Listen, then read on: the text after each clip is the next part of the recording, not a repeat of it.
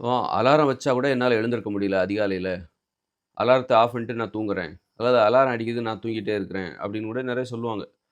அதனால சில அலாரத்த ஆஃப் பண்ணிட்டு நான் தூங்குறேன் அப்படின்னு சிலர் சொல்லுவாங்க. 4 மணிக்கு அலாரம் வைக்கிறேன் அதிகாலையில. நான் அலாரத்தையும் ஆஃப் பண்ணிட்டு தூங்குறேன். ஒண்ணும் இல்ல. அலாரம் அடிச்ச உடனே நீங்க வந்து ஆஃப் பண்ணிட்டு மனசுக்குள்ள யோசிங்க. படுத்தே கிடங்க. மனசுக்குள்ள எழுந்திருக்கலாமா வேண்டாமா அப்படின்னு சொல்லிட்டு ஒரு 30 செகண்ட் அல்லது 1 நிமிஷம் யோசிங்க.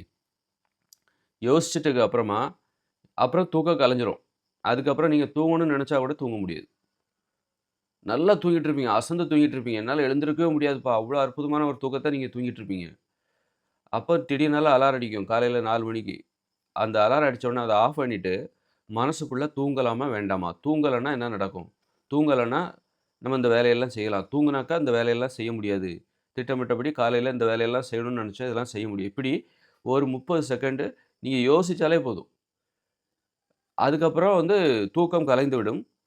நீங்க எழுந்திருக்கணும்னு ஒண்ணும் முடிவு பண்ண தேவையில்ல. நீங்க யோசிச்சாலே போதும். சுயநனவோட யோசிச்சாலே போதும். கண்ண மூடிட்டு, படுத்துக்கிட்டே, போத்திக்கிட்டே, உங்க படுக்கையில படுத்துக்கிட்டு, போத்திக்கிட்டே, நீங்க யோசிச்சாலே போதும்.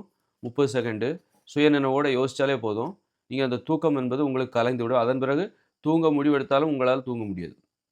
இப்படி தூக்கத்தை கலைப்பதற்கு நம்ம ஒரு வழிய மட்டுமே நம்பக்கூடாது. பல்வேறு வழிகள் இருக்கிறது.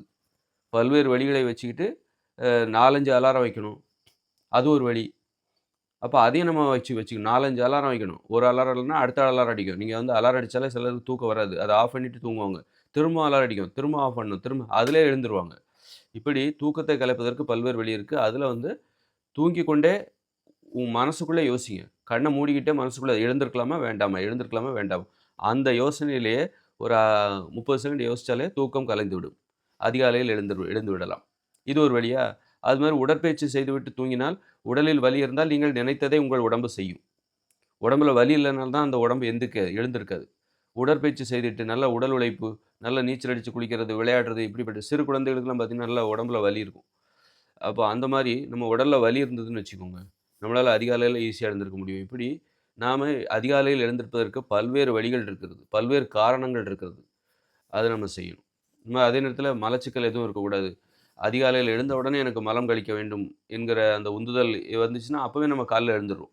மலச்சிக்கல் உள்ளவங்க தான் ரொம்ப நேரம் தூங்கிட்டு இருப்பாங்க. இப்படி அதிகாலையில எழுந்திருப்பதற்கு பல்வேறு காரணிகள் இருக்கு. அது எல்லாத்தையுமே நம்ம வந்து ஒரே கோட்டுக்குள்ள கொண்டு வரும்போது, ஒரு காரணம் இல்லை என்றால் கூட, இன்னொரு காரணி நம்மை அதிகாலையில் எழுப்ப வைத்துவிடும்.